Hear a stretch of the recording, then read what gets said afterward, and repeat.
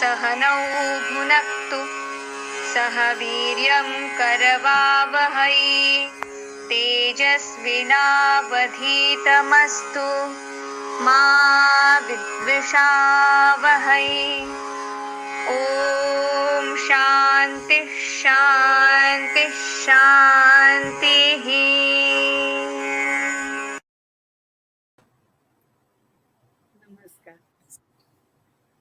शङ्करं शङ्कराचार्यं केशवं बादरायणं सूत्रभाष्यकृतौ वन्दे भगवन्तौ पुनः पुनः। श्रुतिस्मृतिपुराणानाम् आलयं करुणालयं नमामि भगवत्पादं शङ्करं लोकशङ्करम्। आदिशंकराचार्यांच्या पुण्यतिथीपासून त्यांचं चरित्र, कार्य, त्यांचे ग्रंथ, स्तोत्र, वाङ्मय अशा अनेक सगळ्या गोष्टींवरती नामवंतांनी आपले विचार या सिद्ध साधक साधना YouTube तर्फे प्रगट करून ते आपल्या सर्व लोकांपर्यंत पोहोचवण्याचं काम केलेलं आहे. तेव्हापासून आज तागायत आपण सगळेजण ते श्रवणही करतोय आणि पुढेही करणार आहोत. अशा ह्या उपक्रमामध्ये आम्हाला आमचे विचार मांडण्याची संधी दिली त्याबद्दल आम्ही संयोजकांचे आभार मानतोय. अद्वैत तत्वज्ञानाचे पुरस्कर्ते आद्य शंकराचार्य, अवघ्या 32 वर्षाचा प्रवास. खरंच त्यांचं चरित्र बघितलं की आश्चर्य वाटतं. 11व्या वर्षी गुरुकृपा झालेल्या आद्य शंकराचार्यांनी गुरुदेव गोविंद यती यांचा आदेश शिरोधार्य मानून वैदिक धर्माची पुनःस्थापना केली. सनातन वैदिक आदर्शांना पुन्हा प्रतिष्ठा मिळवून दिली आणि अद्वैत तत्वज्ञान प्रस्थापित केलं. आचार्य उदार मतवादी होते. कोणालाही त्यांच्या मताचा त्याग करायला ते सांगत नसत, पण शास्त्र आणि तर्क याच्या आधारे लोकांचा भ्रम दूर करून त्यांनी पंचायतन पूजा सुरू केली. महर्षी वेदव्यासांनी त्यांना दर्शन देऊन वैदिक धर्माचा प्रचार आणि प्रसार करण्यासाठी भारतभर भ्रमण करण्याची आज्ञा दिली. 32 वर्षाच्या आयुष्यामध्ये आश्चर्यकारक कार्य करता येतं हे शंकराचार्यांनी दाखवून दिलं. 8 वर्षे चतुर्वेदी, 12 सर्वशास्त्रविद, 16 कृतवान भाष्यम, 32 मुनिरभ्यगात असं उत्तुंग चरित्र होतं आद्य आचार्य शंकराचार्यांचं. 8व्या वर्षी 4 वेदांचं अध्ययन, 12व्या वर्षी सर्व शास्त्रांचं ज्ञान आणि 16व्या वर्षी प्रस्थानत्रयीवर भाष्य, 32व्या वर्षी महाप्रस्थान. द्वारका, जगन्नाथपुरी, शृंगेरी, बद्रिकेदार अशा 4 पीठांची निर्मिती त्यांनी भारताच्या 4 दिशांना मठ स्थापन करून केले. असे हे 4 प्रधान मठ होते आणि हे मठ म्हणजे 4 दरवाज्यांवर उभे असलेले 4 सनातन धर्माचे पहारेकरीच होते. त्यामुळेच तर आजही आपल्याला ह्या वेदांना जे महत्व प्राप्त झालंय किंवा त्याचा जो घोष ऐकू येतोय त्याचं सर्व कारण आद्य शंकराचार्य आहेत आणि त्यांचे हे सनातन धर्माचे मठ ज्याला आपण पहारेकरी म्हटलं ते आहेत. 5वं कांचीपुरम. सगळं एकमेकांना जोडलं आणि धर्मसंस्थापनेसाठी उत्तम संघटन त्यांनी केलं. शृंगेरी पीठाचे शंकराचार्य झाले आणि ब्रह्मसूत्र, 12 उपनिषद, भगवद्गीता, विष्णू सहस्रनाम, सनद सुजातीय अशा अनेक ग्रंथांवरती त्यांनी भाष्य सुद्धा केलं. त्यांच्या जीवनामध्ये अतिंद्रिय घटना सुद्धा घडलेल्या आहेत, प्रत्ययास आलेल्या आहेत. असं हे असामान्य असं व्यक्तिमत्व. बरं, त्यांनी फक्त विद्वानांसाठी, पंडितांसाठी किंवा संन्यासी लोकांसाठी कार्य केलं असं नाहीये. त्यांनी सर्वसाधारण माणसाला सुद्धा हितोपदेश केलेला आहे. त्यामुळे त्यांच्या भज गोविंदम जर आपण बघितलं तर त्या काव्यात सुद्धा अगदी त्यांनी मोजक्या शब्दामध्ये सामान्य माणसाचं अख्खं जीवन चरित्र मांडलेलं आहे. आणि जीवनाचं खरं स्वरूप सांगून मनुष्याला विचार करायला प्रवृत्त केलेलं आहे. त्यांच्या या अफाट लेखनापैकी साधकाच्या दृष्टीने अत्यंत महत्वाची 32 श्लोकांची प्रश्नोत्तरी, म्हणजे साधकांच्या मनात जे काही गोंधळ असतात ना, त्या मनातल्या गोंधळाचं शास्त्रीय आणि समर्पक सूत्र रूपाने केलेलं शंका निरसन म्हणजे प्रश्नोत्तर मालिका, ज्याला आपण मणिरत्नमाला असं सुद्धा म्हणतो. हे शंकराचार्य यांच्या अनेक स्फुट प्रकरणापैकी एक प्रकरण आहे, ज्याचा विचार आज आपण करणार आहोत. माधवीताई, या प्रश्नोत्तरीबद्दल थोडक्यात तुम्ही सांगावं असं मला वाटतं.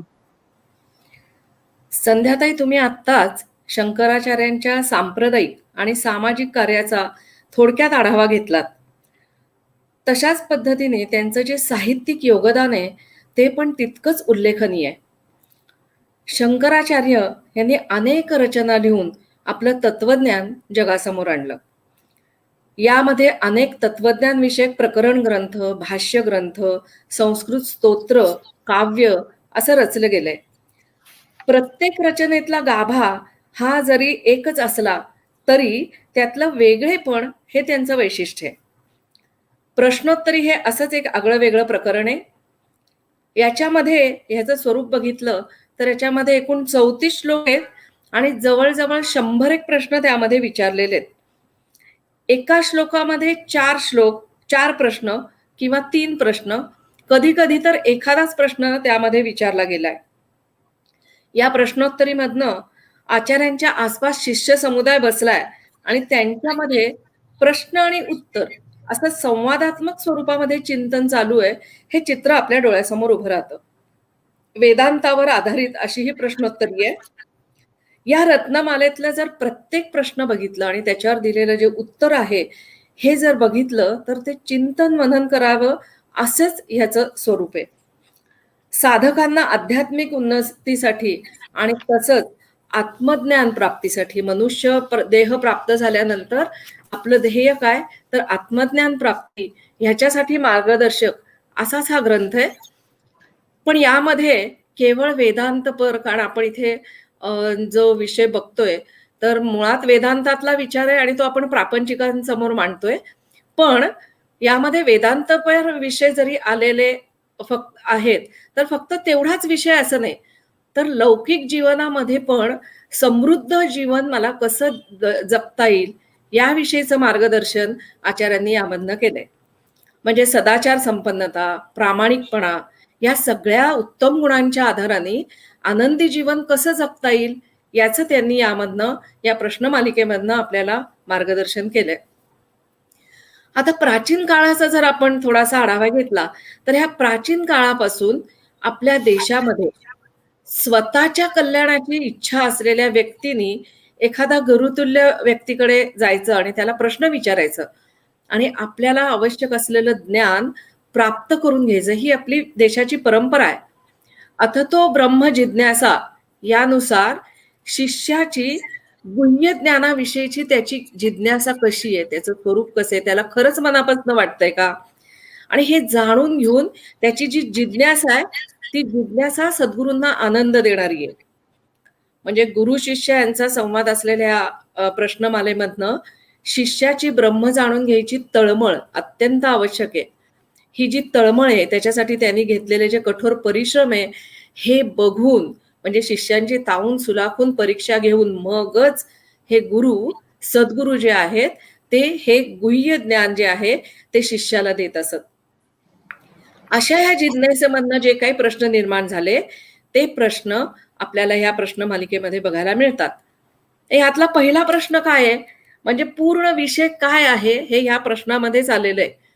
पहिला प्रश्न असा विचारलाय, अपार संसार समुद्र मध्ये निमज्जतो मे शरणं किमस्ति.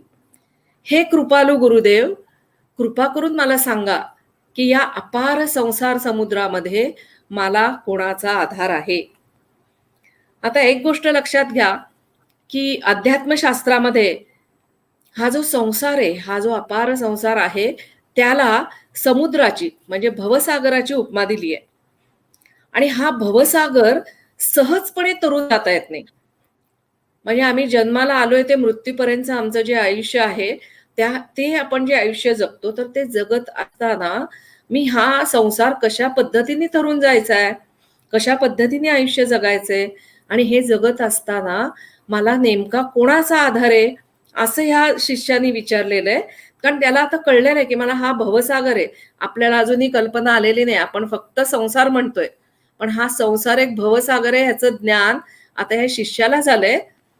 आणि तो शिष्य म्हणतो की मला आता हा तरुण जायचंय, तर मी काय करायला पाहिजे, मला नेमका कुणाचा आधार आहे.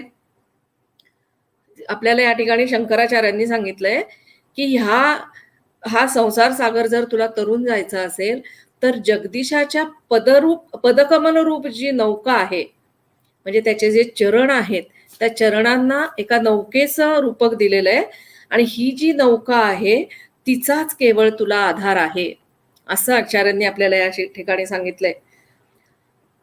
जसं हा भवसागर आहे, पण हा भवसागर का म्हटलंय, कारण या विशाल जो हा सागर आहे त्याच्यामध्ये काय काय ज्याचा आपण अनुभव घेतो, त्याच्यामध्ये मोह आहे, मोहाची विवरं आहेत, षड्रिपूंचे भोवरे आहेत, अहंकाराची विशाल लाट आहे, माया, ममता, आसक्ती या सगळ्यांची वादळं आहेत ज्याचा आपण अनुभव घेतो. अशा ह्या भवसागरामधनं तरुण जायचं असेल तर भगवंताची कृपा तर आवश्यक आहे, पण ही कृपा कधी मिळेल, जेव्हा त्याच्यावर माझी अनन्य भाव असेल, त्याच्याविषयीची माझी भक्ती, हा माझा भक्तिभाव हा देखील मला तारून देणार आहे. पण ह्या दोन्हीची जरी सांगड घातली गेली, पण त्याच्याशिवाय ही नौका आहे ती पुढे जाणार कशी, पण ती वलवण्यासाठी एक नावाड्याची आवश्यकता आहे. आणि हा नावाडी म्हणजे कोण, आपल्या सगळ्यांना माहिती की सद्गुरूंशिवाय आम्ही पुढे जाऊच शकत नाही. त्यांचं मार्गदर्शन असेल तर या भवसागरातलं कोणतंही संकट हा सागर तरून जाताना बाधा आणू शकत नाही. हा भवसागर जर सुखरूप पार पाडायचा तर सद्गुरू आणि भगवंताशिवाय कोणताच भक्कम आधार नाही, हेच आचार्य आपल्याला ह्या दिशेने आपल्याला घेऊन जात आहेत. हे बरोबर आहे माधवीताई, की भगवंताशिवाय कोणताच भक्कम आधार नाही आणि सद्गुरूच मार्गदर्शन करण्यासाठी अत्यंत आवश्यक आहेत. हे सगळं ठीक आहे, पण सर्वजण याच मार्गाने जातील असं नाही ना, कारण सर्वांनाच ब्रह्मजिज्ञासा असेलच असंही नाही.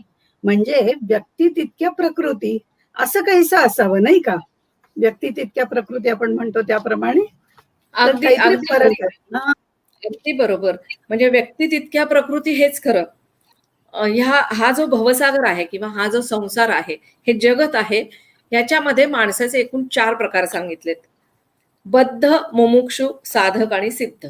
आता पुढचा प्रश्न ह्याच अनुषंगाने आलाय, बद्ध कोण, खरा बद्ध कोण, हा प्रश्न या ठिकाणी विचारलाय. आता बद्ध कोण, आता माझं म्हणणं की आपण हे विचार ऐकतोच आहे, पण हे विचार ऐकत असताना आत्मपरीक्षण करत जायचं. आता बद्धापासून सुरुवात झाली म्हणून मी मुद्दाम अधिकारवाण्यांनी सांगितलं की आत्मपरीक्षण करायचंय. आचार्य सांगतात की जो विषयासक्त आहे तो खरा बद्ध, मध्ये बांधलेला असतो तो बद्ध, यातून सुटका व्हावी, परमेश्वराची प्राप्ती व्हावी अशी ज्याला तळमळ असते तो मुमुक्षु. आपण बांधले गेलोत हे जाणून त्यातनं सुटण्याचा जो प्रयत्न करतो तो साधक. बघा, हे 4 प्रकार आहेत, हे 4 प्रकारांमध्ये काय मनामध्ये वृत्ती आहेत ते बघा. आणि साधना परिपक्व दशेला पोचली की साधकाला सिद्धावस्था प्राप्त होते. हे 4 प्रकार आहेत माणसांचे. आणि त्यातला जो बद्ध आहे तो खरा बद्ध कोण, तर या प्रकारातला जो बद्ध आहे तो विषयांवर प्रेम करणारा, म्हणजे विषयांविषयी आसक्ती असणारा असा हा बद्ध, जो मायेमध्ये गुरफटलेला आहे, प्रपंचाला घट्ट धरू नये. परमेश्वरापेक्षा त्याला प्रपंचाचीच अधिक गोडी आहे. माऊलींनी म्हटलंय, विषय विषाचा पडी पाडू, गोड परमार्थ लागे कडू, कडू विषय तो गोडू, जीवासी जाहला. बघा, त्याला विषय गोड वाटतायत आणि परमार्थ म्हणजे भगवंताची ओढ त्याला कडू वाटतीये. माणसाची सहज मायेमध्ये अडकलेल्या बद्धाची ही सहज अवस्था आहे, कारण तो अज्ञानाने पूर्णपणे ग्रासलेला आहे. परमेश्वर ह्या चराचरामध्ये व्यापलेला आहे असं संत आम्हाला वारंवार सांगतात. पण तो आहे याची त्याला जाणीवच होत नाही. आणि तो कशात रमलाय? मी म्हणजे देह, याच भावनेमध्ये तो गुंतलेला आहे. आणि मग त्याचं काम काय राहिलं? ह्या देहाचे चोचले पुरवायचे आणि जेवढे आहे म्हणून सुखामध्ये राहता येईल त्याच्यासाठी धडपडत राहायचं. एवढंच त्याला, याच्यामध्येच त्याला धन्यता वाटत राहते. सतत काही ना काहीतरी हवं, आणि हे हवं ते प्राप्त करून पण काय होते अवस्था? सगळं हवंय हवंय हवंय, पण हे सगळं प्राप्त करताना समाधान, अजिबात समाधान त्याच्या मनामध्ये राहत नाही. कारण काम, क्रोध, मत्सर, खेद, हेवेदावे, भांडणं, बघा ही यादी खूप मोठी होऊ शकते. याच्यामध्येच तो अधिक रमतो. याचीच त्याला आवड असते. म्हणजे त्याला भांडायला सवड मिळेल, पण भगवंताचं नाम घेण्यासाठी सवड मिळणार नाही. त्याचा कशामध्ये अधिक रस येते बघा या बद्धाचा. मानवी जीवनाचं नेमकं उद्दिष्ट काय याची त्याला अजिबात जाणीव झालेली नसते. खरा आनंद काय याचा त्यांनी कधी अनुभव घेतलेला नसतो.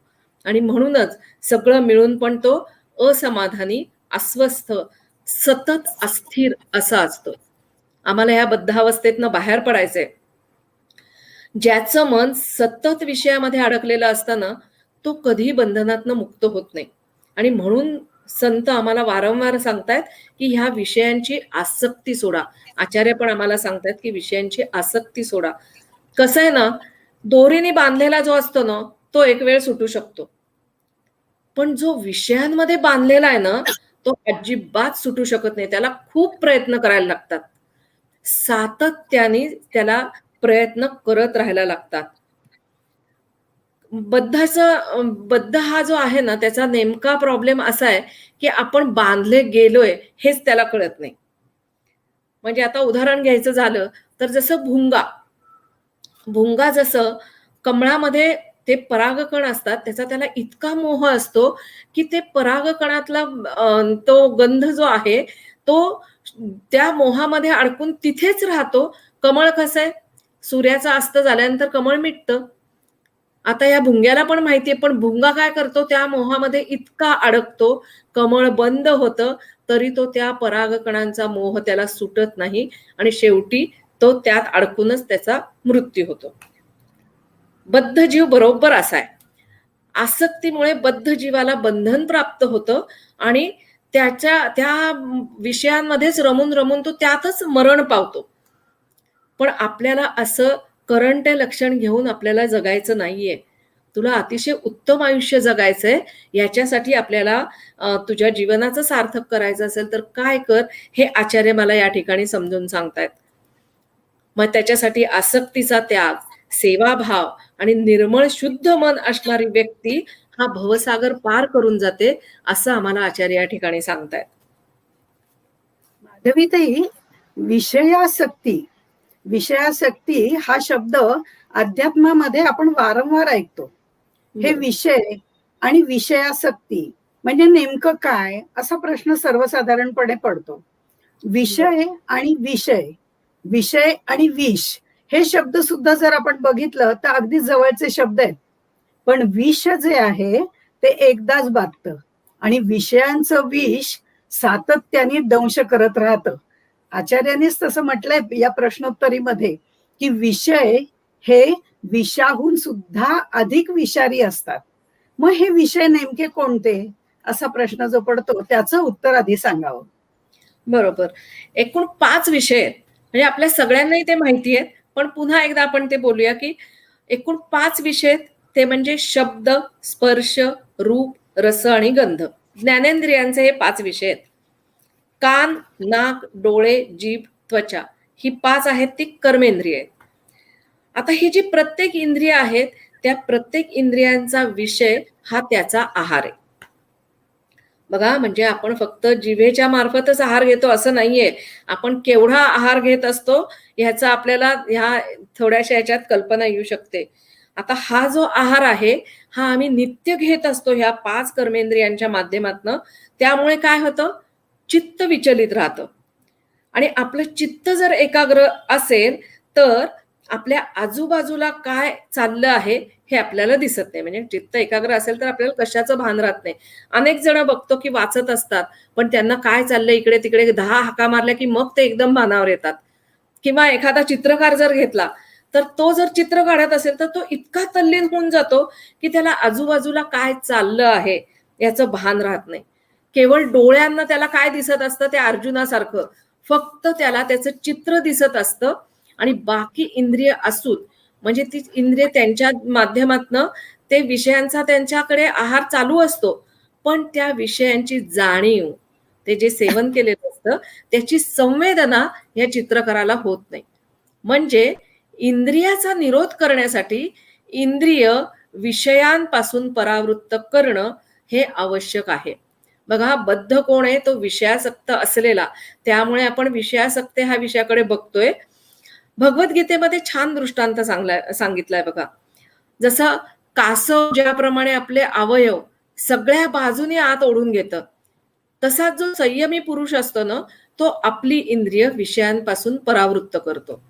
म्हणजे कासव मनाने आपली इंद्रिय जशी आवरून धरतो, तसं आपण विषयापासून दूर राहण्याचा आपल्याला प्रयत्न करायचा आहे. आपला अभ्यास काय राहणार आहे की ह्या विषयांपासून आपल्याला लांब राहायचं आहे. परावृत्त व्हायचंय म्हणजे त्यामुळे आपली बुद्धी स्थिर होते, नाही का? जीवाला हा भवसागर तरुण जाताना बाह्य विषयाकडे जे त्याचं मन धावत असतं ते कासवासारखंच त्यांनी आतमध्ये ओढून घ्यायचंय, म्हणजे अंतर्मुख करायचंय. ते अत्यंत आवश्यक आहे आणि हे बद्धाला अजिबात शक्य होत नाही. त्यामुळे तो या जन्ममृत्यूच्या फेऱ्यामध्ये अडकतो आणि त्याला मुक्ती मिळत नाही. आता जर ही मुक्ती हवी असेल तर मग काय करायचं? तर विषय वैराग्यामध्ये मुक्ती आहे असं आचार्य सांगतात. तर मग विषय वैराग्य म्हणजे काय? बरोबर. म्हणजे हे जे सांगितलंय वैराग्यासाठी, वैराग्य जे आहे त्याच्यासाठी काय आवश्यक आहे? परत मनावर संयम. म्हणजे आता ह्या विषयासक्तीवरनं आपण एकदम वैराग्यावर आलो, पण ह्याच्यामध्ये का आलं? तर कारण मनावर संयम नाही म्हणून आपण विषयात आसक्त होतो. आणि मग हे वैराग्य जर अपेक्षित असेल तर पहिला मनावर संयम, हा संयम अतिशय आवश्यक आहे. सामान्य बद्ध जीव आपण बघितलं की जो विषयांमध्ये सारखा रमतो, म्हणजे इतका तो करंट असतो की जन्मानुजन्म पुन्हा पुन्हा विषय तो भोगत राहतो. पण जेव्हा त्याच्या हे लक्षात येतं की ही वारंवार ह्या सुखाची लालसा आपण धरतो, पण त्याच्यामधनं सुख न मिळता केवळ दुःखच पदरात पडतंय, हे जेव्हा त्याला कळतं ना, तेव्हा त्याला असं वाटतं की हे विषय नकोत. पण दुर्दैव असं आहे ना की हे जे वाटणं आहे ना ते अगदी तात्पुरतं असतं. परिस्थिती बदलली की मनुष्य पुन्हा एकदा विषयाकडे ओढला जातो. म्हणजे आपल्या सगळ्यांना माहिती आहे स्मशान वैराग्य. आता हा करोनाच्या काळामध्ये आपण अनेकांचे मृत्यू जवळनं बघितले. अगदी आप्तस्वकीय गेले, शेजारचे गेले, आसपासचे इतक्या घटना आपण बघितल्या. ते बघितल्यानंतर आपलं मन खिन्न झालं आणि आपल्याला असं वाटलं नाही, काही अर्थ नाहीये, सगळ्या गोष्टी मिथ्या आहेत, माणूस एका क्षणात जातो आणि कशाला काही अर्थ नाही, असं आपल्याला त्या काळात वाटलं की नाही? विचार करा, वाटलं. आता जर परिस्थिती बदलतीये तर आम्हाला आता काय झालं? मृत्यूचं विस्मरण झालं. आता कोरोनामुळे काय, आम्ही 2 वॅक्सिन घेतलीत, आता आम्हाला काही फरक नाही पडत. आलो की नाही? आपला आता कॉन्फिडन्स वाढला. त्यामुळे आता आपण काय म्हणतोय, नाही ते मृत्यू जाऊ देत, काही नाही, वॅक्सिन घेतलंय. आता डॉक्टरांना सुद्धा माहिती झालंय करोनावर काय उपचार आहे, स्मशान वैराग्य. तेवढ्यापुरतं होतं, ते राहिलं तिथेच. बद्ध जीव हा असा आहे, त्याला तात्पुरतं वैराग्य येतं आणि तो पुन्हा एकदा विषयामध्ये रमला की त्याचं हे वैराग्य पुन्हा येत नाही. कायम भ्रमात असाच हा बद्ध जीव जगत असतो. कारण काय? त्याला वैराग्य म्हणजे काय हे माहित नाही. नेमकेपणाने वैराग्य काय आहे याची त्याला अजिबात जाणीव नाही. मग आता त्याच्यासाठी काय करायला पाहिजे? आपल्याला समजा आपण बद्ध आहोत असं म्हणूया, आणि मग आता मी काय करायला पाहिजे? तर पहिलं मला वैराग्य म्हणजे काय हे समजून घ्यायला पाहिजे. आता बद्ध जीवाचा असा एक प्रश्न आहे की त्याला असं वाटतं की वैराग्य म्हणजे भगवी वस्त्र नेसून हिमालयात निघून जा, प्रपंचाचा त्याग करा. मग आता आम्ही एवढं सगळं जोडून ठेवलं, ते टाकून भगवी वस्त्र नेसून जायचं का? असं काहीतरी आमच्या मनावर इतकं बिंबलं गेलंय ना. पण मुळात वैराग्य म्हणजे काय सांगितलंय? या वैराग्यामध्ये सांगितलंय आसक्तीचा त्याग किंवा ह्या आसक्तीचा अभाव म्हणजे वैराग्य. आता बघा, म्हणजे आपल्या वेदांतामध्ये साधन चातुष्टयातलं महत्वाचं अंग मानलेलं हे जे वैराग्य आहे, ते वैराग्य अतिशय सहजपणे, म्हणजे त्यामध्ये सहजता असणं अपेक्षित आहे. शास्त्राला जे मान्य नाही किंवा जे अशुद्ध आहे अशा ह्या विषयांचा त्याग करायला सांगितलाय. विषयांची आसक्तीचा त्याग करायला सांगितलाय, विषयांचा त्याग करायला सांगितलेला नाहीये. आणि तो अतिशय सहजपणे यामध्ये अपेक्षित आहे. म्हणजे अगदीच आपल्या आवडीचं उदाहरण घेऊया. जसं देहाला अन्नाची गरज आहे, पण नको ते चमचमीत पदार्थ खाणं हे देहाला त्रासदायक आहे, हे आपल्याला माहिती आहे की नाही. की त्याचा म्हणजे आता पावसाळी हवा आहे, सगळीकडे पाऊस पडतोय, मग असा पाऊस म्हटल्यानंतर पाऊस आणि भजी हे समीकरण आहे की नाही आपल्याकडे. मग ती भजी खाऊन मला शरीराला त्रास होतोय. आता तर डाएट प्लॅनचं आणि डाएट करण्याचं इतकं फॅड आलेलं आहे, त्याच्यामुळे हे भजी बिजी वर्ज्य आहे. पण तरी सुद्धा जाऊ दे, आत्ता डाएट बाजूला ठेवा, भजी खा, कारण असा पाऊस परत पडणार आहे का तुफान झालं. म्हणजे आम्हाला नको ते पदार्थ खाण्याचं ज्याचा माझ्या शरीरावर वाईट परिणाम होतो, त्या सगळ्यामध्ये आम्ही अडकतो. पण इथे मला काय सांगितलंय, ह्याचा त्याग करा. जे अनावश्यक आहे, माझ्या देहाला जे त्रासदायक आहे, अन्न ग्रहण करणं त्याच्यामुळे मला देहामध्ये ऊर्जा निर्माण होते, पण अनावश्यक असं जे मी चरत राहते ना, त्याचा त्याग करायला सांगितलाय. मग त्याला तुम्ही अगदी छान गोंडच नाव द्या की ते आमचं डाएट आहे. ह्या दृष्टिकोनातनं वाटचाल सुरू कराल ना, म्हणजे मी आमच्या मुलांना नेहमी म्हणायचे की पोटासाठी खावं, जिभेसाठी खाऊ नये. ते पोट भरलं, आता भेळ केली, भजी केली की मुलं इतकी खुश व्हायची की नाही अजून दे अजून दे. आणि मग त्यांना सांगायला लागायचं की अरे पोट भरलंय, पण आता जिभे करता खातोस, तिथे आवर घाल. मला थांबायचं कुठे, हे वैराग्य जर प्राप्त करायचं असेल ना, तर कळलं पाहिजे. आणि मगाशी मी म्हटलं ना की ह्या वैराग्यामध्ये सहजता पाहिजे. म्हणजे कसं, आता कैरी, जेव्हा आंब्याचा सीझन असतो, कैऱ्या येतात झाडाला, जेव्हा आम्हाला कैरी पाहिजे असते तेव्हा दगड मारतो. मुलांना ह्या गोष्टी माहिती आहेत. दगड मारून आम्ही कैरी पाडतो, ती सहज अशी हाताला येत नाही. पण जेव्हा ती परिपक्व होते त्यावेळेला काय होतं, तो रसांनी परिपूर्ण झालेला असा आंबा सहज गळून पडतो.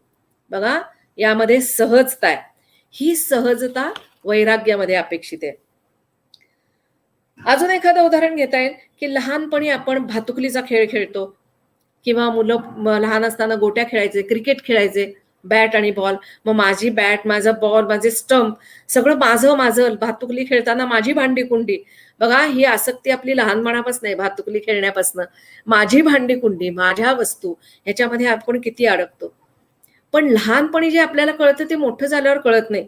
कारण लहानपणी आपल्याला ह्या सगळ्या भातुकलीच्या बुंडुकल्यांचं इतकं आकर्षण असतं आणि आसक्ती असते, प्रेम. नाही, ही माझी भांडी आहेत, आपण सांभाळून ठेवतो. एखादं हरवलं तर आम्ही पाय आपटून अगदी रडारड पण केली असेल. पण आपण जसं मोठं होतो तसं आपल्या लक्षात येतं की अरे ह्याच्यात काही अर्थ नाही, ठीक आहे, लहान असताना आपण खेळत होतो. मग माझ्याकडची जी लहान बहीण असेल तर किंवा मैत्रीण असेल तर मी सहजपणे तिला ती भांडी देऊन टाकते. म्हणजे माझ्या लहानपणी जे मी इतकं सांभाळून ठेवलं तर ते मी इतकं सहजपणे देऊन टाकते, कारण त्याच्याविषयीचं माझं ममत्व कमी झालेलं असतं.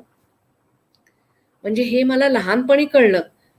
आणि मग मोठं झाल्यानंतर मात्र चमचा काडी साठवून ते अजिबात सोडायचं नाही आणि ते सुटू नये म्हणून जन्मभर धडपड करत राहायचं बद्धाचं लक्षण आहे. म्हणून मग सांगितलं की वैराग्य पाहिजे, जे सहजपणे आलं पाहिजे. ही जर सहजता नसेल, सहजता कशी येते मग? बघा, वैराग्याला जोड कशाची लावली आहे? विवेकाची लावली आहे. विवेक जर असेल तर ह्या विवेकाने वैराग्य आपल्याला सहज प्राप्त होतं. मग ह्या वैराग्यामध्ये काय येतं? सत्य काय, असत्य काय हे नेमकेपणाने जाणणं म्हणजे विवेक. सार काय, असार काय हे नेमकेपणाने ओळखणं म्हणजे विवेक. आणि ह्या विवेकामुळे मला वैराग्य प्राप्त होतं, सहज प्राप्त होतं. सहजता हा भाव लक्षात ठेवा. आणि मग हा वैराग्य भाव खरंच इतका सहजासहजी प्राप्त होत नाही. त्याच्यासाठी खूप खूप म्हणजे तावून सुलाखून जे शिष्य बाहेर येतात ना, तसं आहे. आम्हाला त्याच्यासाठी खूप प्रयत्न करायला लागतात.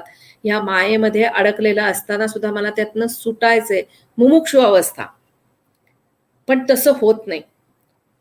मग हे जे वैराग्य आहे, खरं वैराग्य कधी प्राप्त होतं, की जेव्हा मला हे शुद्ध ज्ञान प्राप्त होतं ना, म्हणजे वैराग्य भाव दृढ झाल्यानंतर मला जेव्हा हे शुद्ध ज्ञान प्राप्त होतं, ते खरं वैराग्य.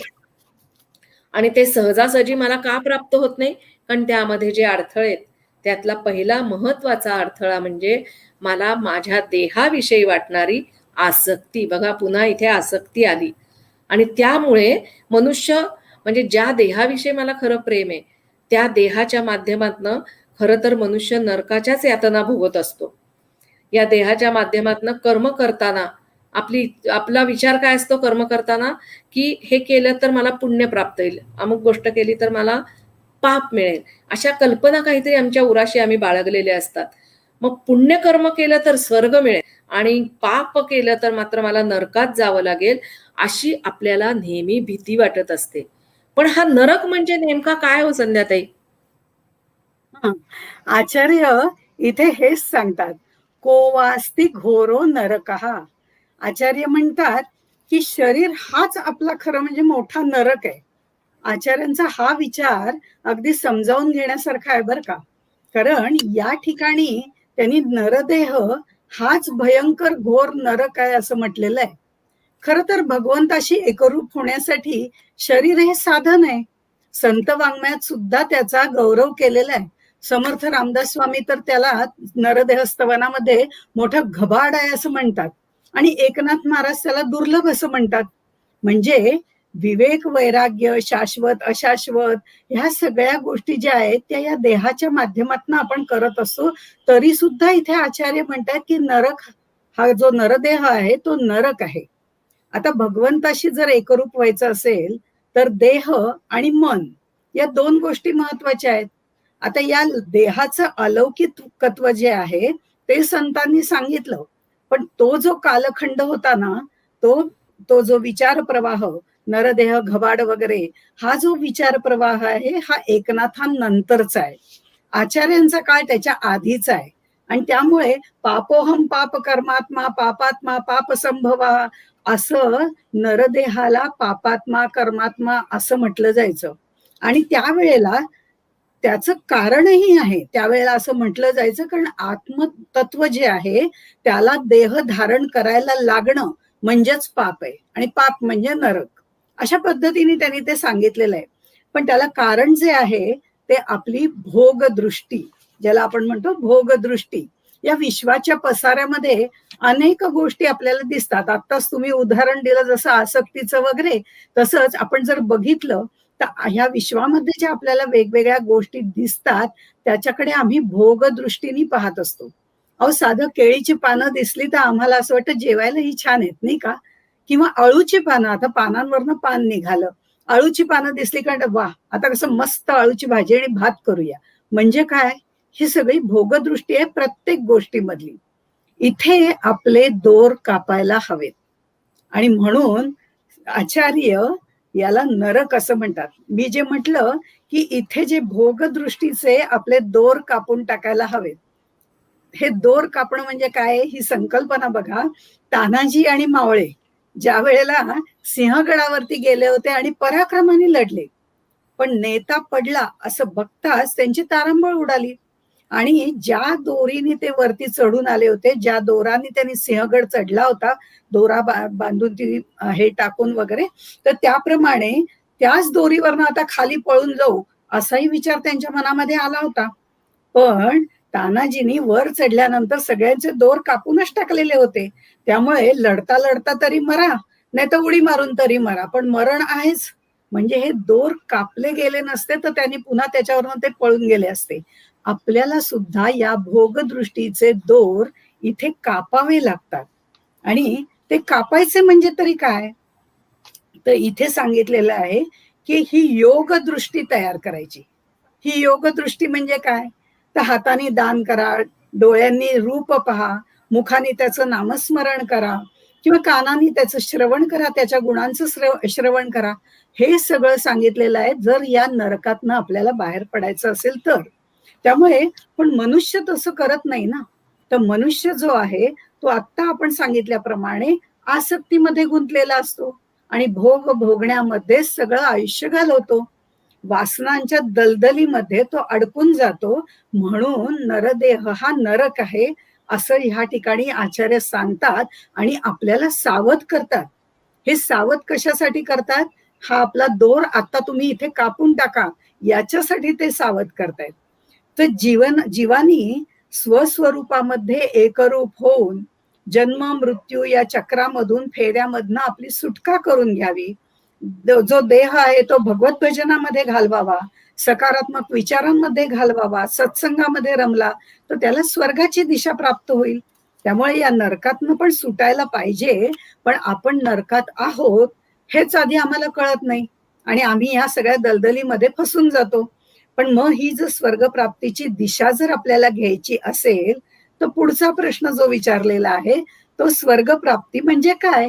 तर मग स्वर्गप्राप्ती म्हणजे काय? तर ते तृष्णा म्हणून त्यांनी सांगितलेलं आहे. माधवी, ते स्वर्गप्राप्तीबद्दल थोडस किंवा तृष्णेचा नाश करणं याच्याबद्दल तुम्ही सांगाल का माधवी? हो, स्वर्गप्राप्ती म्हणजे वासनेचा त्याग किंवा तृष्णेचा त्याग. बघा, एक एक एक एक दोष काढून टाकायसाठी आचार्य आम्हाला कसं पुढे पुढे घेऊन जातात.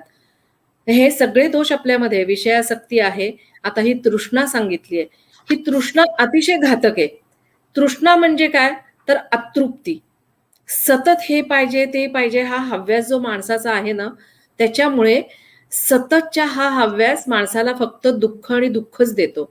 आणि त्यातून मग जी काही नकारात्मकता येते म्हणजे काम, क्रोध, लोभ, जी नरकाची 3 द्वारं सांगितली आहेत, ज्याचं मूळ काय आहे तर तृष्णा.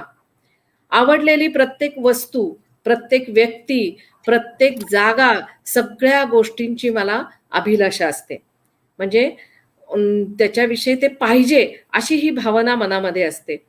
आणि त्याची जर तृप्ती झाली नाही तर मग क्रोध, द्वेष, मत्सर या नकारात्मक गोष्टींचा जन्म तर होतोच, पण त्या अधिक अधिक वाढायला लागतात.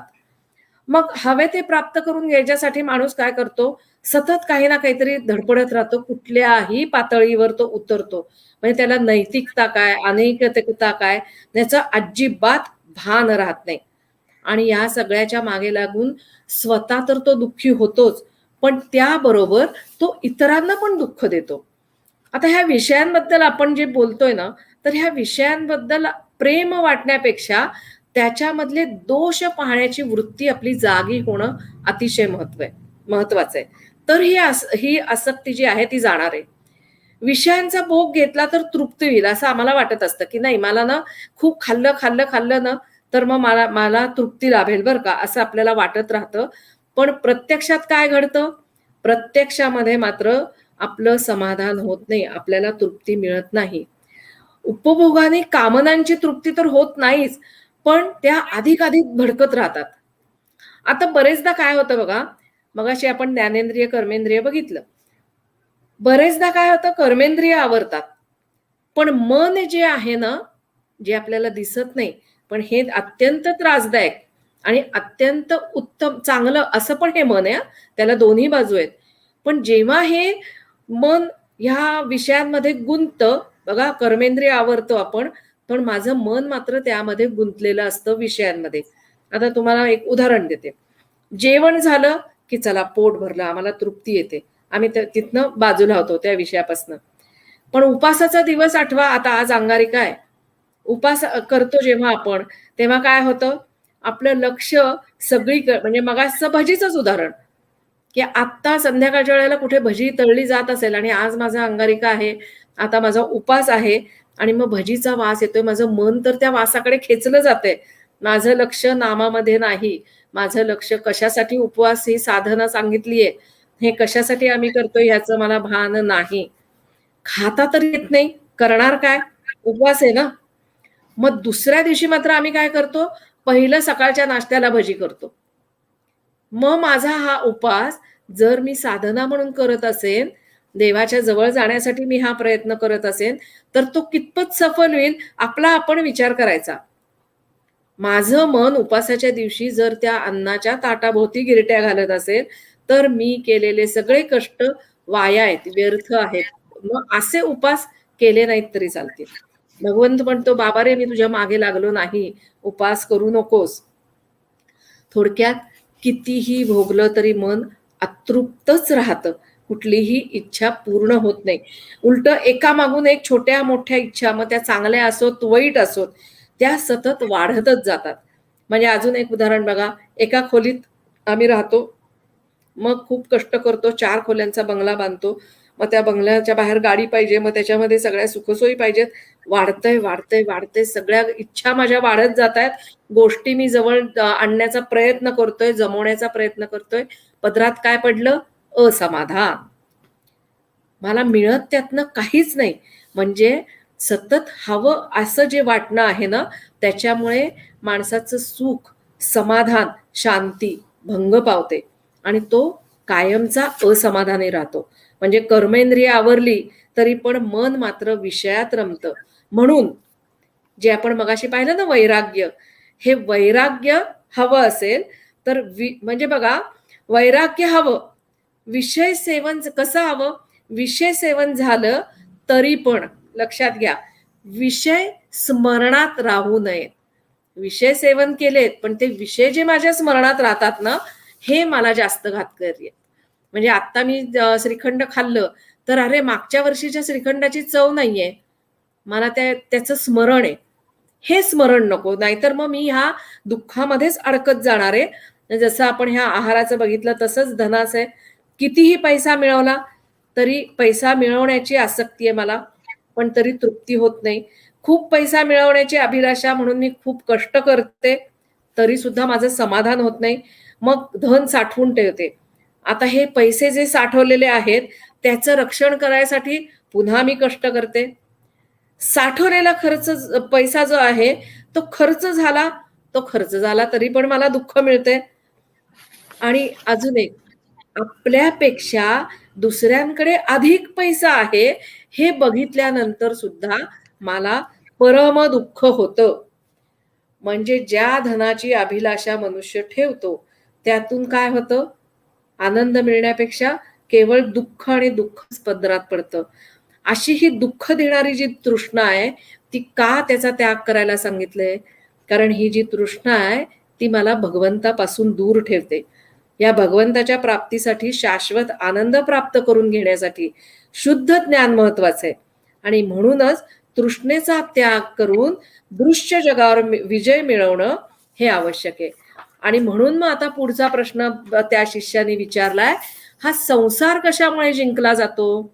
मोक्ष कशामुळे मिळतो? तर वेदांमध्ये आनंदी जीवन कसं जगायचं याची छान सूत्र सांगितली गेली आहेत. जीव ह्या जगामध्ये जन्माला आल्यानंतर त्यांनी कुठल्या प्रकारचं कर्म करून जन्म मृत्यूचा फेरा चुकवायचा आहे, जीवानी जन्माला आल्यानंतर त्याचं मुख्य ध्येय काय, या सगळ्याचं ज्ञान आपल्याला या ग्रंथांमधनं करून दिलं जातं. पण सामान्य जीव काय करतो? जीवनातल्या जे सगळे विषय आहेत त्या विषयांमध्ये इतका रमून जातो की आत्मस्वरूप जाणून घ्यायचं आहे, ते माझं मुख्य ध्येय आहे, त्याचं त्याला विस्मरण होतं. वेदांमधलं जे ज्ञान आहे ते पूर्ण शांती आणि समाधान देणार आहे, पण त्याचा आनंद आपण कधीही घेत नाही, त्याचा अनुभव आपण कधीच घेत नाही, कारण ते आहे याचीच मला अजून जाणीव नाहीये. ह्या ज्या जगामध्ये आपण जगतोय त्याच्यामध्ये नित्य अनित्य काय हे ओळखून अनित्याविषयी जे मला प्रेम वाटतंय ना, ते मला नष्ट करायचंय. त्याच्याविषयीची जी आसक्ती आहे ती नष्ट करायची आणि सततच्या त्याच्या भगवंताच्या चिंतन मननाने आत्मस्वरूपामध्ये एकरूप होऊन जायचंय. आणि हा जो आत्मबोध आपल्याला ह्या ग्रंथांमधनं केलेला आहे, हा आत्मबोध जेव्हा माझ्या मनामध्ये रुजतो, माझ्या आचरणात येतो, त्यावेळेला मला खरा मोक्ष प्राप्त होतो. थोडं जड जातंय ना? ठीक, आपण थोडंसं सोपं करून बघूया. आता नित्य आणि अनित्य हा जो विषय ना, तो आपण थोडक्यात समजून घेऊया. भगवंत जो आहे तो नित्य आहे, सत्य आहे. म्हणजे कायम टिकणार आहे. आणि जे त्याच्यामुळे सर्व नष्ट झालं तरी चैतन्य हे कायम आहे, हे लक्षात ठेवायचं. अनित्य काय आहे? तर उपजे ते नाशे. जे जे जन्माला आलं आहे त्या सगळ्याचा नाश होणार आहे. जे जे आमच्या घरामध्ये, म्हणजे बघा, घरात वावरत असताना अनित्य किती साठवलंय याची आता आपल्याला जाणीव येईल. म्हणजे माझं टेबल, माझ्या खुर्च्या, मी जे साठवलेत कपाटामध्ये कपडे, सगळ्या गोष्टी अनित्य आहेत बरं का. सगळ्याचा नाश होणार आहे. उपजे ते नाशे, हे लक्षात ठेवायचे. हे सूत्र आम्ही नेहमी विसरतो. जे जन्माला आलंय त्याचा नाश होणार, हे मनावर कोरून ठेवणं आवश्यक आहे. विषयासक्ती जर कमी करायची असेल तर हे सूत्र लक्षात ठेवणं गरजेचं आहे. म्हणजे मग आपोआपच घरात आणलेली प्रत्येक वस्तू जी आहे ना, त्या वस्तूविषयीची जी आसक्ती आम्हाला वाटते ती आपोआपच कमी व्हायला लागेल आणि वृत्तीमध्ये पण बदल व्हायला लागेल.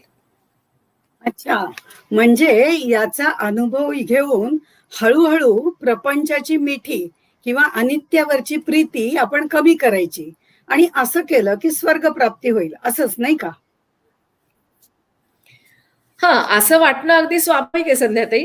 पण स्वर्ग कशाने मिळतो यावर आचार्यांनी खूप छान उत्तर दिलेलं आहे. आचार्यांनी याच्यावर सांगितलंय, सर्व प्राण्यांच्या अहिंसेने स्वर्ग प्राप्त होतो. म्हणजे आम्ही जे पुण्यकर्म म्हणतो ना, तर अहिंसा हे सगळ्यात महत्वाचं तत्व आहे. हे सर्व धर्म जे आहेत, या सर्व धर्मांनी मानवी जीवन सुखी होण्यासाठी जी आचारसंहिता घालून दिली ना, त्याच्यामध्ये अहिंसा ही सगळ्या धर्मामध्ये सांगितली आहे.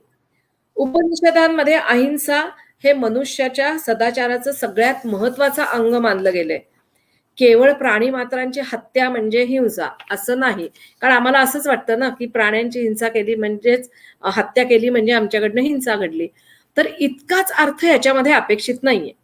सगळ्या धर्मांमध्ये अहिंसा अतिशय व्यापक अर्थाने ही आचारसंहिता योजली आहे. स्वर्गप्राप्ती म्हणजे काय? शुद्ध आनंद प्राप्त करून घ्यायचा, आणि तो जर आनंद प्राप्त करून घ्यायचा असेल तर कोणालाही न दुखावता, हे सगळ्यात महत्वाचं आहे, कोणालाही कोणतंही दुःख न पोचवणं, ही वृत्ती सगळ्यात महत्वाची आहे. आणि हीच खरी अहिंसा आहे, ह्याची आपल्याला जाणीव नसते. बघा, भगवद्गीतेमध्ये कायिक, वाचिक, मानसिक तप आलेलं आहे. आणि ह्या 3 स्तरावर कोणतीही हिंसा यामध्ये अपेक्षित नाहीये. नकारात्मक विचार न करता आणि कशाचीही अपेक्षा न ठेवता इतरांशी चांगलं वागणं हे आध्यात्मिक प्रगतीचं लक्षण आहे, हे लक्षात घ्या. चातुर्मास चालू आहे, काही नेम करायचा असेल तर ह्याच्यावर आधारितच नेम करा.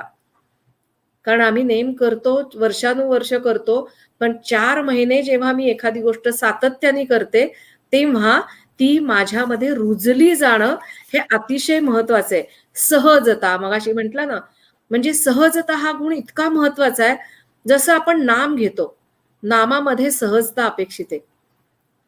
नाम जेव्हा मी आवर्जून घेते ना, त्यावेळेला ते होतं कर्म, आणि जेव्हा मी ते आतून घेते ना, तेव्हा तो आमचा श्वास बनतो. ही सहजता माझ्यामध्ये जेव्हा येते ना, आणि ती सहजता माझ्या या 3 स्तरावर येणं अपेक्षित आहे. इतरांशी चांगलं वागणं ही सहज वृत्ती बनली पाहिजे. ओढून ताणून नको, की चातुर्मासात नेम केलाय म्हणून, अजिबात नको. तसं असेल तर त्या उपासासारखं नाही केलं तरी चालेल. आत्मस्वरूप जर मला, म्हणजे बघा, भवसागर तारून जायचंय म्हणजे काय करायचंय, मला ते ध्येय काय आहे, आत्मस्वरूप जाणून घ्यायचंय, ईश्वर स्वरूप जाणून घ्यायचंय. आणि ते जाणून घ्यायचं असेल तर त्यासाठी आपलं आचरण, आपला विचार, आपला उच्चार शुद्धच असायला पाहिजे, हे लक्षात घ्या.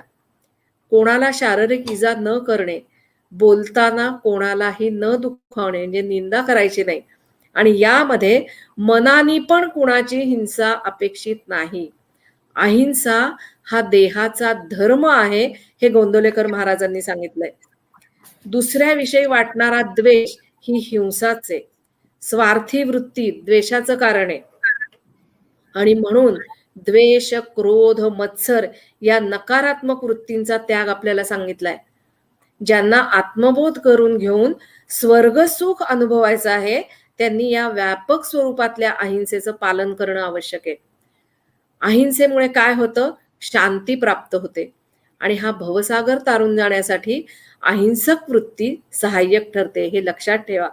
जो कोणी हा उपनिषदातला बोध समजून घेईल आणि त्याप्रमाणे आचरण करेल तो आत्मस्वरूपामध्ये स्थिर होतो, असं आपल्याला आचार्य सांगतायत. आता हे आत्मस्वरूपामध्ये रमतो म्हणजे नेमकं काय आहे?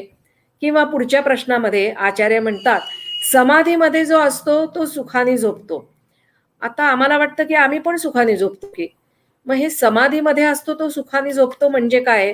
आचार्यांना नेमकं काय सांगायचंय संध्याताई या ठिकाणी? इथे जी आचार्यांना समाधी म्हणजे अभिप्रेत आहे ती अखंड समाधी अभिप्रेत आहे. आत्मस्वरूपाशी एकरूप आत्मानंदाच्या निद्रेमध्ये तो तल्लीन असणारा जो आहे त्याला गीतेमध्ये आत्मन्येव आत्मतुष्टः असं म्हटलं. आत्मन्येव आत्मनः म्हणजे आत्म्याच्या ठिकाणी स्वस्वरूपाच्या ठिकाणी तो संतुष्ट असतो. त्याला स्थितप्रज्ञाच्या लक्षणांमध्ये म्हटलेलं आहे. आपण पहा, जागृती, स्वप्न, सुषुप्ती, तुर्या याचा विचार आपण जनरली करतो आणि तो आपल्या दृष्टीने आपण करत असतो की आपण जागे आहोत, मग आपण झोपलेले आहोत, मग स्वप्न पाहतोय वगैरे या पद्धतीने, आणि ह्याप्रमाणे आपण तुर्येपर्यंत जातो. आता तुर्या म्हणजे प्रत्यक्ष द्वैत असं म्हटलेलं आहे. त्यामुळे तुर्या ही सुद्धा एक अवस्था आहे.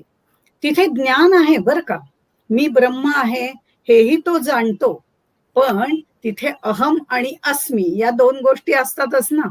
पण आत्मज्ञान प्राप्तीच्या वेळेला मात्र इथून पुढे खरा दुसरा टप्पा चालू होतो. म्हणजे आधी मुळात जेव्हा आपण विचार करतो तेव्हा मी आत्मा आहे, म्हणजे मला जन्म नाही, मृत्यू नाही, मी देह धारण केलाय, हे माझं स्वप्न आहे, म्हणजे संसाराचं स्वप्न पाहिलेलं आहे. हे संसार म्हणजे संसरती, त्याचं आपण स्वप्न पाहिलंय. म्हणजे मुळात डोळ्यांनी हे जे सगळं विश्व मला दिसतंय ते स्वप्न आहे, भ्रमरूप आहे. आता इथे सद्गुरू येतात आणि मला जागृती येते. म्हणजे तुर्या अवस्थेत आल्यानंतर सद्गुरू मला येतात, भेटतात, उपदेश करतात. तत्वमसि, अरे तो तूच आहेस असा जेव्हा विचार ते माझ्या पुढे प्रगट करतात तेव्हा खरी मला जागृती येते. म्हणजे आपली जागृती स्वप्न, सुषुप्ती, तुर्या वेगळी, आणि आता इथे आत्मनीयेव आत्मना तुष्टा याची वेगळी. ती कशी आहे? तर इथे सद्गुरूंनी उपदेश केल्यानंतर त्याला जी जागृती येते ती खरी जागृती. आता ही सद्गुरु कृपेमुळे आलेली जागृती आहे, ही ज्ञानाची जागृती आहे. आम्ही जागे असतो, खातो पितो, उठतो झोपतो, ही अज्ञानाची जागृती आहे. पण इथे जी आहे ही ज्ञानाची जागृती आहे. आणि त्यामुळे इथपर्यंत ज्या वेळेला येतो आणि सद्गुरू आपल्याला उपदेश करतात त्यावेळेला आमचं अज्ञानाचं अंधत्व गेलेलं असतं. अज्ञान हे अंधत्व आहे ना, तर त्यामुळे ते आमचं अज्ञान पूर्ण गेलेलं असतं. पण तरी सुद्धा ज्ञानाचं बंधत्व येतं ना. हे जे ज्ञानाचं बंधत्व आहे ना, तिथे ही ज्ञानाची आम्हाला जागृती जरी आलेली असली तरी त्याचं बंधन आम्हाला येतं. त्यामुळे इथे स्वप्नामध्ये जसं आम्हाला गोष्टी खऱ्या वाटतात ना, आमच्या पद्धतीने जर विचार केला तर आम्हाला स्वप्नातल्या गोष्टी खऱ्या वाटतात आणि असं वाटतं जे काही चाललंय ते खरंच चाललंय आणि आम्ही त्याच्यातनं एकदम पटकन जाग होतो तेव्हा कळतं की नाही हे स्वप्न होतं. इथे सुद्धा जेव्हा जागृती येते सद्गुरु कृपेने पुढच्या टप्प्यामध्ये, त्यावेळेला स्वप्नात जशा आम्हाला गोष्टी खऱ्या वाटतात तसंच याला सुद्धा अहम ब्रह्मास्मी हे खरं वाटत असतं. आता इथे मला ब्रह्मज्ञान झालंय ही त्रिपुटी आहे ना, तर त्यामुळे तो हे सगळं स्वप्न पाहत असतो की हे सगळं जग म्हणजे ब्रह्मच आहे, मी म्हणजे ब्रह्मच आहे, मला ब्रह्मज्ञान झालंय असं. पण खरं जर पाहिलं तर आपण म्हणतो, जो म्हणतो की मला ब्रह्मज्ञान झालंय त्याला खरं म्हणजे ब्रह्मज्ञान झालेलंच नसतं. याज्ञवल्क्य आणि जनक राजा यांची कथा आपल्याला माहितीये. याज्ञवल्क्य तिथे कधीच म्हणत नाहीत की मला ब्रह्मज्ञान झालंय म्हणून, पण ह्या काय ज्या सगळ्या अलंकारित गायी आहेत त्या आपल्या मठाला उपयोगी पडतील आपल्याला, तर त्यासाठी घेऊन चला असं म्हणतात. म्हणजे तिथे ते आपल्या तोंडून कधीही म्हणत नाहीत की मला ब्रह्मज्ञान झालंय. पण हा जो स्वप्नामध्ये आहे, जागृतीनंतर आलेला स्वप्नावस्थेतला जो ज्ञानी आहे तो मात्र म्हणतो मला ब्रह्मज्ञान झालंय, ह्या सगळ्या गोष्टी मला ब्रह्मच वाटतायत, हे त्याचं सुद्धा स्वप्नच असतं. त्यामुळे तो ते स्वप्न पाहतोय. पण त्याला तेही समजतं नंतर की हे आपण स्वप्न पाहतोय आणि त्यातनं तो कुठेतरी हळूहळू जागा व्हायला लागतो. सहा अहम हा त्याचा जप सुरू होतो आणि मी तोच आहे. आणि त्यात सुद्धा मी तोच आहे, मी तोच आहे, सहा अहम असं जरी तो म्हणत असला ना, तरी त्याच्यात सुद्धा मी आहेच ना. म्हणजे मी असतो, पण त्या मीच हळूहळू महत्व कमी व्हायला लागतं. आणि हे जेव्हा मीच महत्व कमी व्हायला लागतं ना, त्यावेळेला तो सहा सहा सहा या गुंजनामध्ये राहतो. आणि ही जी गुंजनामध्ये राहणारी अवस्था आहे ती त्याची सुषुप्ती अवस्था आहे. त्याला योग निद्रा असं म्हटलं जातं. ही सुषुप्ती अवस्था आहे ती ज्ञानाची आहे. त्यामुळे शेवटी मग तो त्या आत्मस्वरूपामध्ये तुष्ट होतो, संतुष्ट होतो आणि त्याच्यातच एकरूप होतो. आत्मनी एव आत्मनः. आणि ही जी आहे ही खरं अखंड समाधी आहे. एकनाथ महाराजांनी त्याला नाव दिलेलं आहे भागवतामध्ये अखंड समाधी असं. तर त्यामुळे तो कर्म करतो या सगळ्या गोष्टींमध्ये पूर्णतः. म्हणजे नाथ महाराज सांगतात की नेहमीची आपण जशी कर्म करतो तशी तो करतो, कर्म करतो, क्रिया करतो, सगळं करतो. पण कसं करतो? योगानुसंधानामध्ये राहून, अनुसंधानामध्ये राहून. म्हणून ही जी आधीची जी अवस्था आहे त्याची, ती योग निद्रा जी मी आधी सांगितली, नंतर हा तो एकरूप होतो, हा नंतरचा भाग आहे. स्वरूपानंदामध्ये म्हणजे त्या अनुसंधानात राहतो, हा नंतरचा भाग आहे. पण इथे जो आचार्यांनी सांगितलेला आहे की तो समाधीमध्ये राहतो आणि सुखाने झोपतो, ती जी समाधी आहे ती योग निद्रेमध्ये असणारा जो समाधीनिष्ठ आहे तो सुखानी समाधीमध्ये झोपतो. आपण जे झोपतो ना, मगाशी तुम्ही म्हणालात आपल्याला पण छान झोप लागते, आम्हालाही झोप लागते. त्यावेळेला आम्ही सुद्धा सुषुप्ती अवस्थेत असतो, पण ती आमची अज्ञानाची अवस्था आहे. इथे मात्र ही ज्ञानाची अवस्था आहे. आणि त्यामुळे सदा स्वरूपानुसंधान हे साधूचं लक्षण, किंवा जनामध्ये असूनही जना वेगळा असं जे म्हटलं जातं ते यासाठी. आणि पुढचाही प्रश्न त्यांनी पुढे विचारलेला आहे आणि तो म्हणजे जागर्तिको. जो सद विवेकी असतो तो जागृत असतो. आता तुम्ही विवेकाबद्दल सांगितलंच खरं म्हणजे की विषय सेवन करून सुद्धा तो न केल्यासारखा असतो. आता हे कसं शक्य आहे? आम्ही सुद्धा विषय सेवन करतो, आम्ही वेगवेगळ्या गोष्टी खातो, त्याची तुम्ही आता बरीच उदाहरणं पण दिली छानपैकी. पण आम्ही त्याच्या आसक्तीत गुंतो ना की आम्हाला मागचं श्रीखंड ते आठवतंय असं तुम्ही म्हणालात. तसं ह्याचं नसतं. हा विषय सेवन करून सुद्धा न केल्यासारखा असतो. आता हे कसं शक्य आहे बघा, की ज्ञानदेवांनी दृष्टांत दिलेला आहे त्याच्यासाठी, खूप छान आहे की आपल्या लक्षात येईल. त्यामुळे घरा माझी पाये चालता मार्गू तोची होय. आता आपण घरात बसलोय, घरात चालतोय, घरात बोलतोय, या खोलीतनं त्या खोलीमध्ये जातोय. आता या खोलीतनं त्या खोलीमध्ये जाताना पॅसेज आहे न, पॅसेज आहे म्हणजे धड ते बेडरूम पण नाहीये आणि धड ते किचन पण नाहीये. म्हणजे हा मार्ग आहे. पण तो मार्ग म्हणजे काय बाहेरचा रस्ता आहे का? नाही, आपल्या घरातलाच आहे ना. मग घरातलाच रस्ता आहे, आपण घरातच बसलोय. मग आपण खुर्चीवर बसलो काय, बेडवर झोपलो काय, डायनिंग टेबलवर जेवलो काय, भेद त्या गोष्टींमध्ये आहेत, पण घर तेच आहे ना. तसंच हा चालला काय, बोलला काय, उठला काय, बसला काय, तो त्याच्या ज्ञ अवस्थेमध्येच असतो. हे विश्वची माझे घर ही त्याची अवस्था असते. त्यामुळे हे सगळं माझंच आहे आणि ह्याच्यातच मी चालतोय, बोलतोय, बसतोय, उठतोय. तो त्याच्यामध्ये रमत नाही, कारण तो त्या ज्ञ मात्र मध्ये रमलेला असतो, त्या अवस्थेमध्ये तो रमलेला असतो. तो आमच्यासारखा विषयांमध्ये रमत नाही. त्यामुळे विषय स्वाद तो घेत नाही का? घेतो. अगदी काय कुठे छान गाणं बिणं चाललेलं असतं तर तिथे तो गाणंही म्हणजे ऐकत असतो, तल्लीन होतो, अगदी आनंदित होऊन जातो. आम्ही सुद्धा भीमसेन जोशींचं गाणं ऐकलं तर आनंदित होतो, पण आम्ही त्या आसक्तीमध्ये राहतो की आता अगदी पुढच्या वर्षी नक्की ऐकायचं. आता अशा पद्धतीने आमचं ते ऐकणं असतं. इथे हा मात्र विषयामध्ये तिथे त्याचा स्वाद घेतो. हा स्वाद घेणं जे तर विषयाचा स्वाद जो घेतला जातो तो या ज्ञानी पुरुषाचा ज्ञप्ती मात्र असतो. त्याला ज्ञप्ती मात्र म्हणतात, कारण त्याच्यामध्ये अंधत्व नसतं, अज्ञान नसतं आणि आमच्यासारखं आसक्तीचं बंधत्व पण नसतं. तो फक्त आनंद घेत असतो आणि त्यामुळे हे ज्ञप्ती मात्र असतं.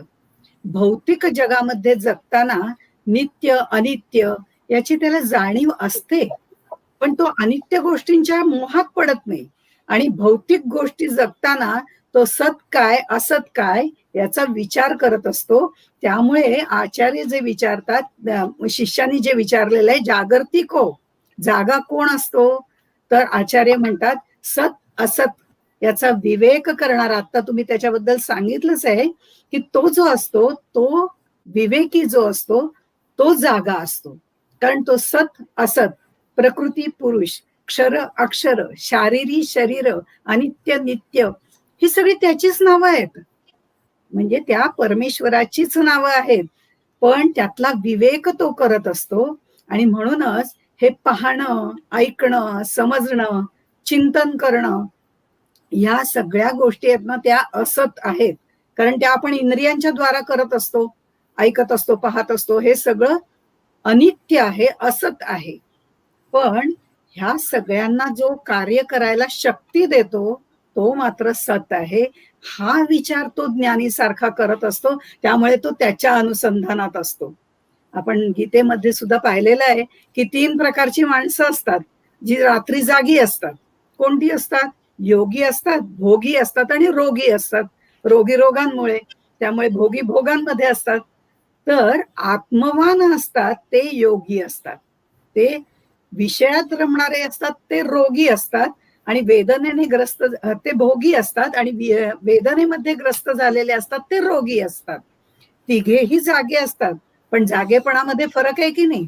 त्यामुळे अज्ञानी लोक आत्मतत्वाच्या बाबतीत अज्ञ असतात, निद्रिस्त असतात, तर योगी स्वरूपानुसंधानात असल्यामुळे नेहमी जागृत असतो. आणि म्हणून पुढचा प्रश्न जो विचारलाय तेवढा मला वाटतं आपण घ्यावा आज.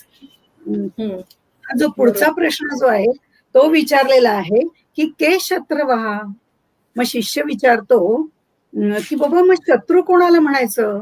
तेव्हा ते म्हणतात निज इंद्रियाणी, म्हणजे आपले जे काही इंद्रिय आहेत तीच आपली शत्रू आहे. हे गीतेत सुद्धा आलेलं आहे. त्यामुळे याचं फार विवरण करण्याची आवश्यकता आहे असं नाही. पण तरी सुद्धा जसं जसं आपण भगवंत भक्तीची वाटचाल करतो त्यावेळेला आपल्याला सुद्धा अनेक मित्रही भेटतात आणि शत्रूही भेटतात आपल्याला सुद्धा, बरं का. तसेच छुपे शत्रूही असतात आणि उघड शत्रूही असतात.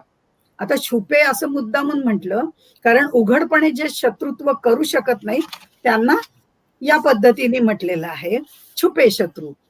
आता आपण जर कृष्णाचंच उदाहरण घेतलं तर कृष्णावरती सुद्धा प्रेम करणारी अनेक माणसं होतीच की, पण मदत करणारी होती, त्यांना भेटलेली अशी चांगली माणसं होती. पण कृष्ण भेटला की मी त्याला ठार मारीन असं म्हणणारी सुद्धा होती. तसंच आपल्या जीवनात सुद्धा समष्टी मध्ये शत्रू आणि मित्र दोन्ही असतात, आणि व्यष्टीमध्ये आपले शत्रू किंवा मित्र असतात ते आपली इंद्रिय असतात. प्रमाथी बलवत दृढम असं म्हटलेलं आहे. आणि या 10 इंद्रियांबद्दल तुम्ही आता सांगितलंच, पण थोडा त्याचा पुढचा भाग बघूया की विषयांपेक्षा इंद्रिय सूक्ष्म असतात. आणि म्हणजे इंद्रिय सूक्ष्म जी आहेत ती विषयांपेक्षा, असं मी म्हटलं. विषय काय? आंबा हा विषय घेतला आपण, तर आंब्याला हे काही कळत नाही की माझा रंग छान आहे, मी गोड आहे, हे आंब्याला कळत नाही, त्या विषयाला हे कळत नाही. पण माणसाची जी इंद्रिय आहेत ती त्या विषयाकडे आकर्षित केली जातात, कारण इंद्रिय ही सगळी माहिती मनाला देतात. आणि त्यामुळे इंद्रिय जी असतात ती मनाला माहिती देतात. डोळ्यांना त्याचा रंग समजतो, नाकाला त्या हापूसचा वास येतो, बोटांना त्याचा घट्टपणा समजतो, आणि वाह काय सुंदर रस असेल नाही यात, हे शब्द कानांना समजतात, आणि जिभेला त्याची चव समजते.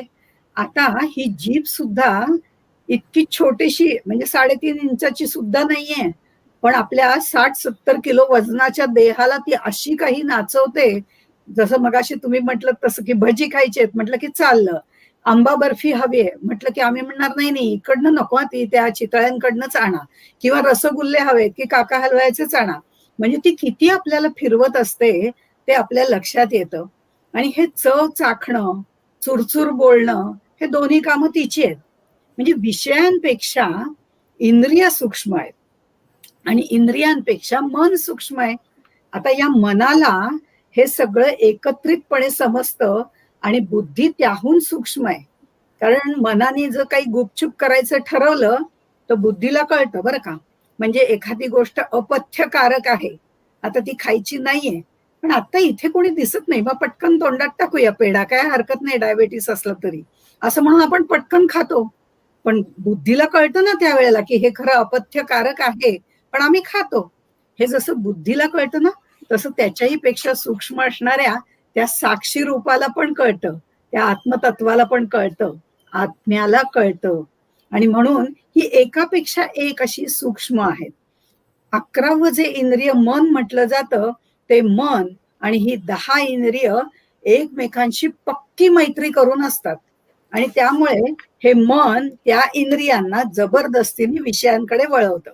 आता एक गोष्ट सांगते की एकनाथ महाराज ज्या वेळेला पूजा करत होते आणि त्यावेळेला त्यांना भेटायला एक जण बाहेर आले आणि ते म्हणाले की भेटायला बाहेर आल्यावर श्रीखंड्या आपल्याला माहितीये, तो तिथे बाहेर त्याचं ते काम करत होता. त्या माणसाने त्यांना विचारलं की महाराज कुठे गेलेले आहेत? तर तो श्रीखंड्या म्हणला, नाही ते बाजारात गेलेत. हो का? मग मी नंतर, नाही नाही म्हणे, बसा तुम्ही, येतील ते एवढ्यात. आणि मग तो वाट पाहत तिथे बसतो. आता थोड्या वेळाने एकनाथ महाराज आतूनच बाहेर येतात, सोळं नेसलेलं असतं.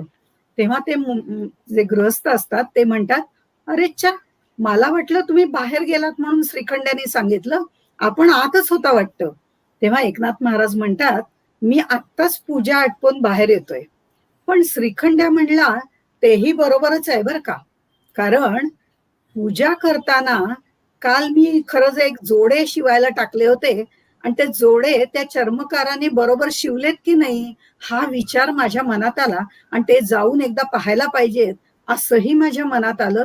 मी पूजाच करत होतो, पण हा विचार माझ्या मनात आलं, याचाच अर्थ माझं मन विषयामध्ये रमलेलं होतं, म्हणून ते बाहेर गेलं होतं. म्हणून श्रीखंड्या म्हणाला ते बाहेर गेलेले आहेत. आता श्रीखंड्या कोण होता हे आपल्याला सगळ्यांना माहितीच आहे. म्हणजे मन ज्याच्या इंद्रियांच्या अधीन आहे, ते जे मन इंद्रिय हे ज्याच्या अधीन आहे त्याचं कोणी शत्रू नसतं. पण मन इंद्रियांच्या जो अधीन असतो तो मात्र तेच त्याचं शत्रुत्व येतं, तो स्वतःशी शत्रुत्व करतो. म्हणजे त्याचा आपल्या वागण्यावरती ताबा नसतो, त्याचे मन इंद्रिय त्याच्या अधीन नसतात, तीच त्याची शत्रू होतात. आम्हाला कळतं पण आम्हाला वळत नाही ना, त्यामुळे कळतो तो प्रपंच आणि वळतो तो परमार्थ असतो. त्यामुळे हे महत्वाचं आहे. जसं एकदा डॉक्टरांची एक कॅन्सरची परिषद भरली होती, कळतो आणि वळतो याच्यावरनं सांगते की डॉक्टरांची कॅन्सरची अशी एक परिषद भरली होती आणि तिथे अनेक डॉक्टर्स आले होते आणि बऱ्याच जणांनी सांगितलं की सिगरेटवरती बंदी घातली पाहिजे, त्यामुळे कॅन्सर होतो वगैरे वगैरे, भाषणबाजी लेक्चरबाजी सगळं झालं. आणि जेवण झाल्यानंतर सुट्टी जी होते ती जेवण वगैरे झाल्यानंतर एक थोड्या वेळ त्या वेळेला काही डॉक्टर्स तिथले धूम्रपान करत होते. म्हणजे एवढं सगळं माहिती असून सुद्धा असं वागणारे आपल्याशी शत्रुत्वानेच वागत नव्हते का? आपलंच नुकसान करून घेत होते. सांगताना मात्र सांगत होते. आमचं सुद्धा बऱ्याच वेळा असं होतं की प्रवचनात आम्ही बऱ्याच गोष्टी सांगतो, पण त्या प्रत्यक्ष आचरणात किती येतात हे महत्वाचं असतं. ते जेवढं आचरणात येईल तेवढंच प्रवचन सुद्धा आपलं निर्मळ होतं. हाही भाग कदाचित आचार्यांना सुचवायचा असेल आणि आपणच आपले शत्रू आणि मित्र असतो, कारण विषयात रमून इंद्रियांच्या माध्यमातून मनाच्या साह्याने आपण खाणं पिणं आराम या सगळ्या गोष्टी करतो आणि आपणच आपल्यावरती अत्याचार करत असतो. म्हणजे आपणच आपल्याशी शत्रुवत व्यवहार करत असतो. एकदा का मनाच्या गतीने आपण आपली इंद्रिय व्हायला लागली की शरीर आणि मन त्या इंद्रियांना घुसळून काढतं आणि त्याचा निग्रह करणं फार अवघड असतं. म्हणून आधी मनाला बुद्धीला हे शमदमानी आवरावं लागतं आणि आपल्याच इंद्रियांवरती ज्या वेळेला आपलं अधिपत्य असतं त्यावेळेला मात्र आपण आपलं शरीर पूर्णपणे आपल्या ताब्यात आणलेलं असतं आणि अशा वेळेला तान एव मित्राणी असं सांगितलेलं असतं. हे शरीर मन इंद्रिय ज्यांनी जिंकली आहेत तो खरा म्हणजे पूर्णपणे आपल्यावर ताबा ठेवणारा आहे. हा तान एव मित्राणी हे आचार्य जे सांगतायत ते खरं महत्वाचं आहे. आणि त्यामुळे हे महत्वाच्या गोष्टी सांगितल्यानंतर आता आचार्यांनी खरं म्हणजे पुढचा प्रश्न विचारलेला आहे की दरिद्री कोण श्रीमंत कोण. पण हे जे सगळे प्रश्न विचारलेले आहेत हे आपण मला वाटतं उद्या पाहावेत. आणि तोपर्यंत आपण इथेच थांबूया, एक श्लोक म्हणूया आणि समाप्ती करूया.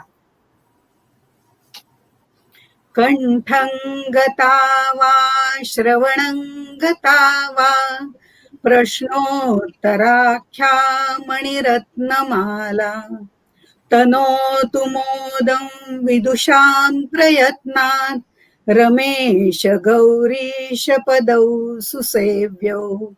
ओम शांती शांती शांती.